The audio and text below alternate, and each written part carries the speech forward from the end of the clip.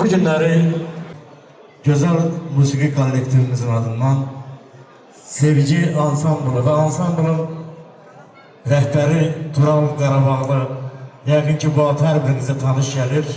Mavi ekranlardan da sizin və bizim evlərimizin qonağı olub. Arzu edirik, həmişə xoş günlərdə gözəl musiqiçilərimizlə görüşək. Buyursun gözəl gitaristimiz, sazverimiz Tural Qarabağlı.